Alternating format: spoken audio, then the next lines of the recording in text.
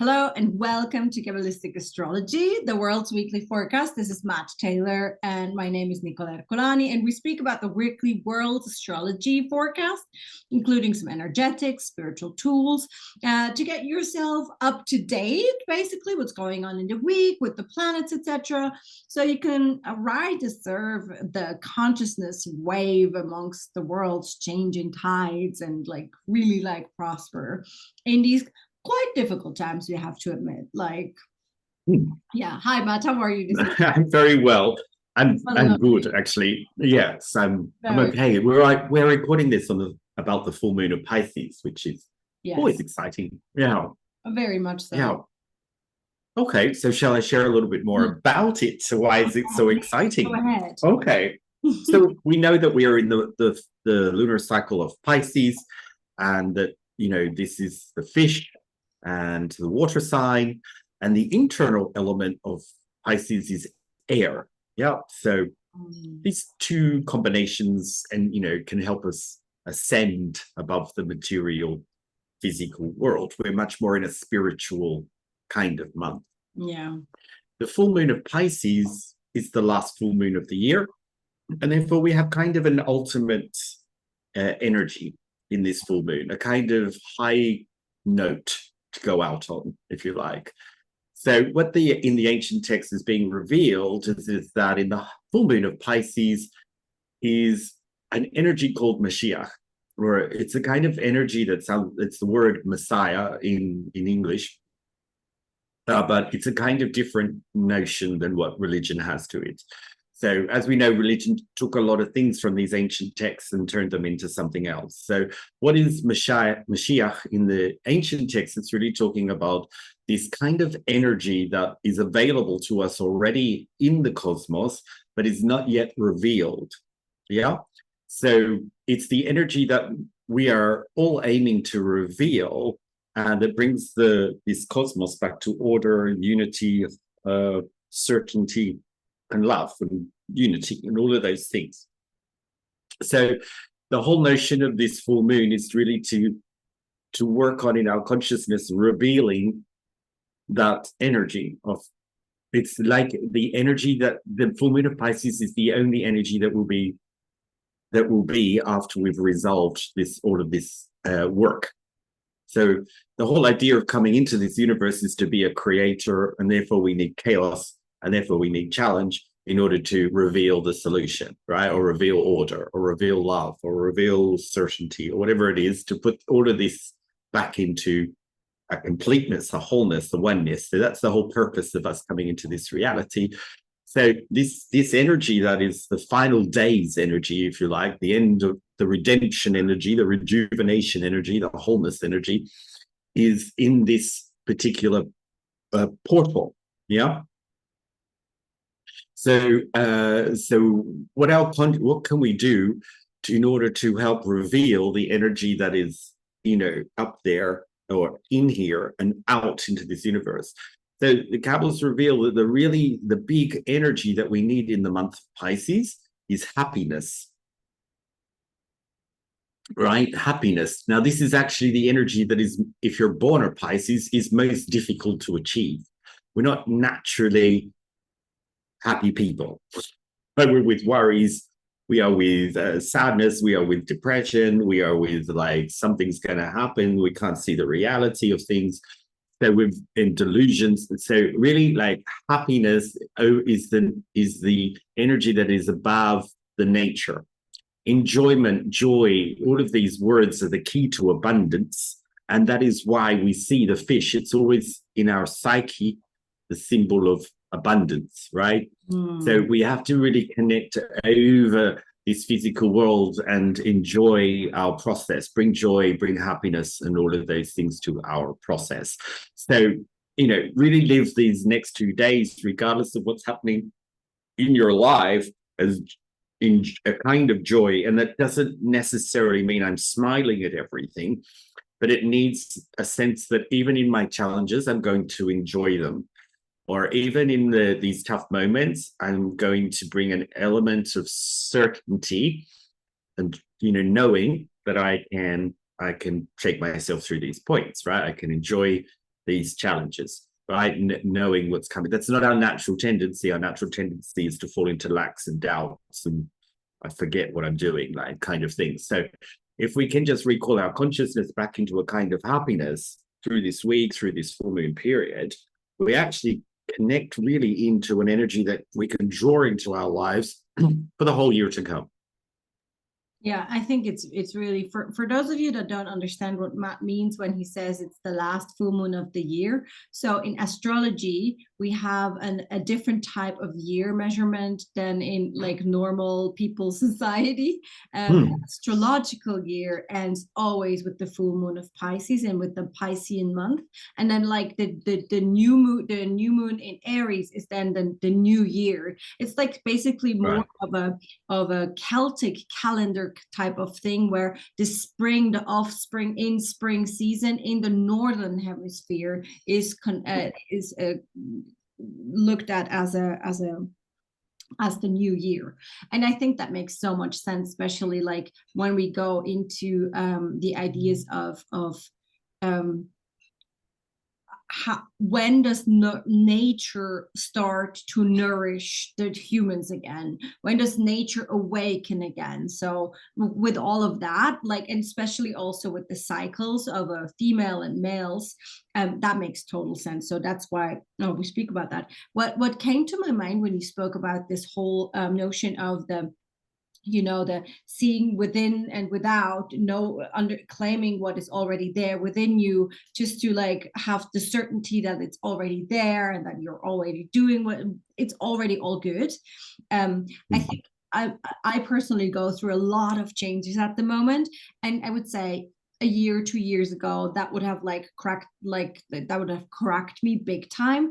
But now, like, there are difficult moments, but there is like a certainty and a very a deep clarity within each step that no matter what the downfall is, it is the right direction and it's going, it is for me. There is no doubt that it happens to me, but that it happens for me. And I think this is a really interesting notion that maybe because I see it in a lot of my clients that this is a very difficult time. I see the unmasking, which is a very difficult time, or for example, not even unmasking, but rather the disillusion where an illusion was there before. So that's what I see of. And so this disillusion is very, it's like a little bit like a cold shower at times. But then when you like really had this cold shower and when you like breathing through it, even that is like very beneficial for the body. So I feel to say that this is like, very, very, very important time for us all. So, and I think it has a lot to do with what you will talk about in the next couple of minutes. So, yeah, sure. So this idea of masking is really important because also, when doing this kind of full moon of Pisces, in the ancient texts, they used to wear masks in order to represent this kind of demasking that we're doing, to be more in our true soul, right? So that's where happiness is, when we're off really living with our soul, right? It's really the joy of being able to live in that more energetic reality of the 99% of this reality is energetic. The atom is 99%. So when we're living more with that sort of energy, the soul, all of that, we are much happier in our reality. And so what they would wear when they over this full moon period is a mask. So there's a kind of physical representation of the masks that we wear as human beings when we're inauthentic, or we're ashamed, or we're embarrassed, or we have doubts, and we blame and we lie and we do all those things, right? That's human nature. But obviously is to peel those things away so that we can really share. Yeah, so this is a part of this full moon experience as well, is to get connecting to that authenticity of who we are, that realness of who we are, which is, again, another issue for Pisceans born in the month, is their self-esteem. They're not high in self-esteem. They need to build themselves into strong senses of individuality and reveal what's truly who they truly are, and reveal their true purpose, and reveal their true senses of what they're meant to be doing in this world. Very interesting. What's also happening at the same time in this Piscean month is always there's carnival in many countries of the world. For example, in Venice, there is this huge carnival and they all wear masks. In Switzerland, there is a lot of carnival going on as well, and they all wear masks as well. To like, it's very interesting, so that these Kabbalah teachings even go into the culture of the Western European countries. Yes, it can be. Yes, it's very that. So yeah, that's the idea. It's one of the things that's also happening in this month, this week, is, you know, we have this Venus-Jupiter conjunct. It's kind of finishing up this week, but the moon is trining in on it. So this combination of moon trining the Jupiter-Venus conjunct, what this does is it brings another week of being able to really see into our depths, into our real work. What am I really here to transform on, right? So really what the Kabbalists would say is the big number one thing that we need to reveal more of is certainty, right? If we can inject more certainty into our process, inject more certainty into our doubts, into our lives, into our day. We're not talking about chaos as in those couple of big things that we have in our life, right? We all have 2 or 3 big things that were really big chaotic moments in our life. We're really talking about the everyday chaos. So why was I late? Why did I, why did this argument happen? Why did I not see this thing that was important? Why did I not see this outcome before? All of that, the real nitty-gritty daily chaos, right? And we need to inject more certainty into these things. So most of us are very reactive to those big things. It's kind of ironic. Like when we have really big things in our life, people are quite calm and they work through things quite measuredly. But then when the small things happen, they're highly reactive, right? Yeah. It's like, why is this happening to me? I'm a good person and I did everything right and all of that. Yeah. But so the restriction is really in the details. Yeah. And the work is really of the reactive system is really in the small daily chaoses that we experience. So this work of Venus and Jupiter and Moon really shows us our reactive system. It magnifies our reactive system about what really triggers us. With Venus coming in here, it's triggering us as stuff that we really like in this world. Venus rules over relationships, abundance, my physical health, the balance of my day and the smoothness of my day, how people perceive me. What are these things that are very triggering to us? Venus rules over. Yeah. So with Venus in there, what Jupiter is doing is magnifying all of these things, showing us all of these things, giving us like the experience of all of these things. Do you have certainty in this? Yes.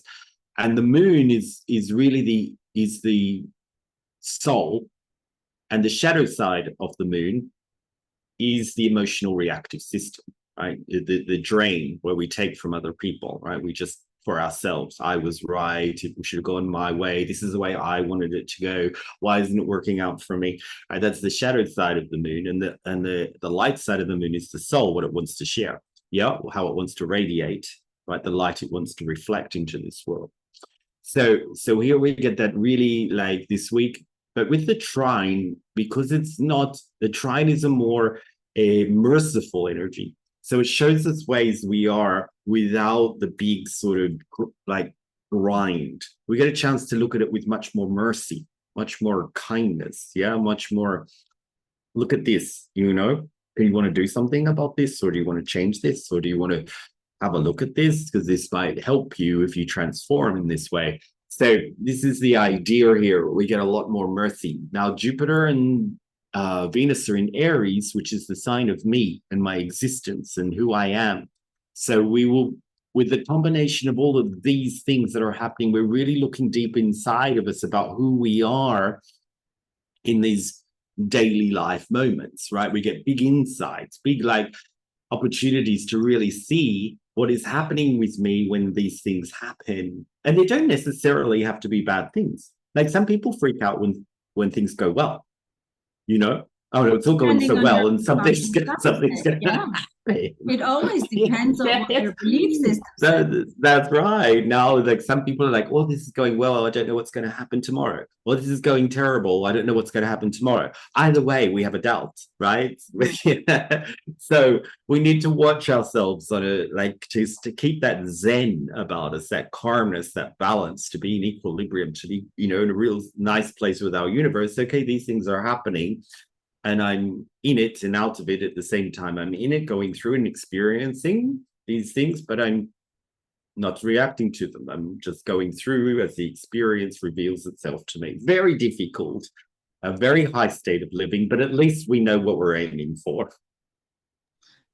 It all makes so much sense, especially the part of the,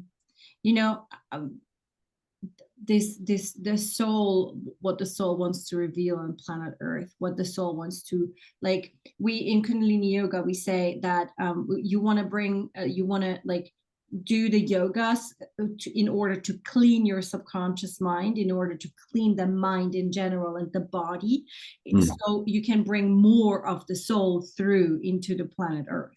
So there's a cleanse of the minds and the body, and therefore there's more space for the soul to vibrate through. And I feel that this moon trining Jupiter and Venus, that they conjunct, that really gives another push into that. It's like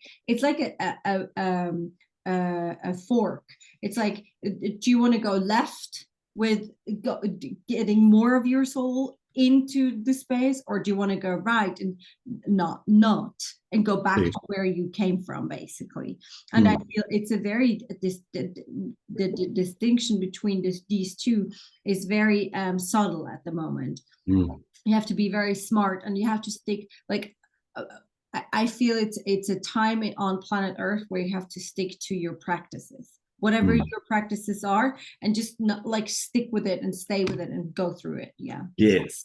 And this trine is sort of like making it an easier flow. The moon really represents abundance in this reality. It's the final portal that light flows through, and before it comes into our system. So it represents the abundance of the upper worlds, that the final distillation point of energy, that before we receive it in our body, is from Yesod, which is the portal of the moon. And this is always connected with abundance. Venus, as I said, it rules the finances, the kind of monetary systems, the financial systems, the abundance. So it's here in this week, and as I said, Pisces, that we can really flip abundance, but we need to come through with the energy of certainty and happiness, right? This is what's happening in my life, and I can go through this with a kind of certainty and a kind of joy that this is something that the universe has laid down for me to transform through, and on we go. Very difficult. Very difficult, but at least if we try, like, the idea is to try to do your best at what you can, and at least put some certainty in it for a minute, or some happiness into it for a minute, and then you will find over a year of putting that certainty and happiness into challenging moments, your muscle for that will expand. It's like, it won't bother you. You'll be able to deal with it. I can handle it. And I think also it's the option to be graceful and elegant and kind, nevertheless, if something is difficult. I think that is an option which is, like, also constantly there. This is what I always, like, try to do myself. I think it's a good trick. Try to be as graceful and as hold yourself, like, as in yoga we say there is a Rajyo, which is the yoga of the kings and queens. Try to be as Raj as possible in no matter what the situation is. Like, hold yourself as queenly and as kingly as you can. So and that gives you a kind of the certainty that you might need to have more joy and to have. Isn't that wonderful? Nevertheless, Yes. I think that's like a nice sort of image of the whole thing, isn't it? whatever you're going through, you're over the top of it. Yeah, or you're graceful in the acceptance of it. Yes. It's very nice. Yes. I like it. Yeah. And then we've got a couple of smaller points, but still very important to finish up on. Mercury enters Pisces. So this week, it did on Saturday. So it's coming over the weekend. It's come in for a little hello in Pisces. So Mercury is everything that happens in our head, which is a lot of things. So our thoughts, our words, yeah, principally, but it's the, break it down a little bit. It's the way we interact and connect and decide and choose and influence and all of those things, right? So Mercury represents that information gateway, that portal there, which comes into our head. Now, Pisces, as I said, is a very lofty energy. It takes us into the upper worlds. It takes us up into higher, bigger picture, bigger view kind of status. But Mercury is very logical. So these two energies, you think, oh, these are going to go well because I'm going to be able to, really think on a bigger picture. They kind of are a little bit at odds with each other. They're not entirely, they're a little that, right? So here, clarity is super important. So, as I said, in Pisces, we don't have clarity. We have big picture, nebulous kind of feelings up in the clouds, feeling all of the big things, of spirituality, our higher selves, the bigger picture, very good for that. But then in the day-to-day stuff, the clarity of the day-to-day, we don't always have that. So here we need to really get clear on what is happening in my reality. Now, Mercury never is far from the sun. So if the sun's in a sign, Mercury is usually the sign before or the sign after or the sign in. So people who were born in Pisces or Aries or Aquarius could possibly, but not always, but could possibly have their Mercury in Pisces, right? So Mercury and the sun travel very closely together. So now the Mercury is coming into to Pisces, and so we get this kind of elevated thinking, but not clear thinking. So if you have Mercury in Pisces, you have to watch conversations, get details, work out how it's going to be done. I mean, there's always something for a Pisces that they didn't usually see. And they always go, why didn't you tell me? Because we don't have this kind of day-to-day clarity. We have other kinds of clarity. And if your Mercury is in Pisces, it makes it up more of that. So again, if you struggle, just do your best. It's a struggle, it's a challenge to get clarity on the minutiae, on the details of things, right? But do your best to really bear in mind that I need to have more focus on the details of things. Is this going the way I thought it was going? Is this happening the way in my bigger picture mind is actually the reality? If it's not, then you have to let go and you just go with what it is, right? Try not to be reactive or at least have a conversation that is calm about it, not too frenetic or too reactive. And the final thing that's also happening is Saturn is now 29 degrees Aquarius. It's finalizing after 2.5 years in Aquarius and about to go into Pisces. So next week we will have Saturn, Mercury, Sun, Neptune in Pisces with the lunar cycle of Pisces. So we will talk a lot about Pisces, for the next while, because there's really now Neptune and Saturn are both in there. Well, Neptune is very comfortable in Pisces. It gives us the big dream, the big idea, the big talents, the big gifts, the big spirituality, the big creativity. And Saturn says, but is it real? But can you do it? But are you just dreaming and being in your lofty mind? What's happening in your subconscious? What's in the underworlds of your mind? In the reality. What's in the reality? Is this, are you going to do the work for this? Are you going to be responsible for this? Are you going to be doing really hard work for this? And is it clear? Is it reality? As you said, is it reality? Is it actually what is possible? Is it deluded? These two are going to be talking to us like that. And we will get messages every time we say like, oh, this is what I want to do, and people are going to go, oh yeah, how are you going to do that? I mean, So this is what conversations will be like. yes. But have you done that yet? Oh yeah, I heard you talk about that 2 months ago. Where are you with it now? And people will be talking to us like it's not. It will be kind of Like, hard. Also yeah, very good. yeah. Hard but good is Saturn. Yes, Hard but good. Saturn. It's Yeah. like karma. It's in yoga. It's the Lord of karma. Yeah, same. And you don't want to. If people that wear ring fingers, rings on the middle finger, that's the Saturn finger. It's not very suggested in yoga because you're amplifying the karma, you're amplifying the blocks, the problems. Right. Yeah. I mean, if you're someone that says like, oh, I really want to do the spiritual work now, like this is what you need to do, just wear rings on your Saturn, best with a stone on it, then you're like done. Right. You'll get it. We say don't amplify your Saturn because it's like really like it brings you more. Saturn will come.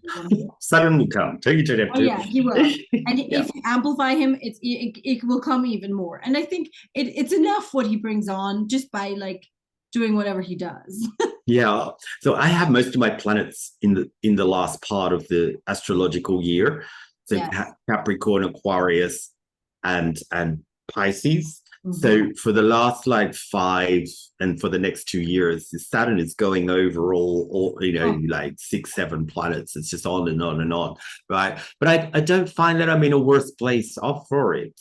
No. I'm met with a lot of accountability and responsibility and doing things that are uncomfortable. Mm-hmm. But I don't think at the end of it, I'm worse off, Mm-hmm. I think I'm in the better place. Yeah, I've still got 2 more planets for it to go over, but we still like on. But I will deal with it as it comes. But at the moment, what I've found over the last 1, 2, 3, 4 planets that it's been past, that I'm better off for it. Yes, I think that's always the case. If you're like, there's the option of constructive or destructive. Like you can fight whatever it is, or you can just go on with it and like make the best out of it. And I think that's also a decision. Sometimes you have to just decide to make the best out of a situation, to try new ways, to do it otherwise. I think the only people that really suffer a lot, and that for them it's very, very difficult, is when you think things can be stable. When you that's right. that is looking for stability on the outside world, I think then these times are like an absolute nightmare and very, very difficult. But other than that, if you accept that the only natural thing is change within and without, I think then you're doing like more or less well. And it's sometimes more or less difficult, but it will be fine. Yeah, I mean, like I've had my Saturn just go by Venus, which brought me a lot of relationship turmoil, but I've ended up in a great place with it to have a nice boyfriend. So, so at the end, it gave me something better. So I don't know what to say. You have to go through some change, some instability in order to get to the better place sometimes, or most times. Yeah. So, yes, that's that then. So next week we will have Saturn in Pisces. I will talk to you about it, just to note that the finalization of Saturn in Aquarius is really looking at humanity, society, friendships, these bigger groups of people that are outside your family. Mm-hmm. Yeah, so not your family, but the other kind of groups, community, society, friendships, humanity, all of that. So in this last week, let's see what shift it brings in the bigger level, and then we go on to something else. All right, we probably might have then a little change in our podcast situation, but yes we will probably with the new year in Aries, with the start in Aries, we will also start something new with this format. It's a great idea. And good timing. Yes, it's a great timing, no? So we will see you one last time next week for this podcast, and then we will have the change. We will give you more information next week, and we would love to have you also, and have a wonderful week. Yes. Thanks ciao so much. Bye. Bye.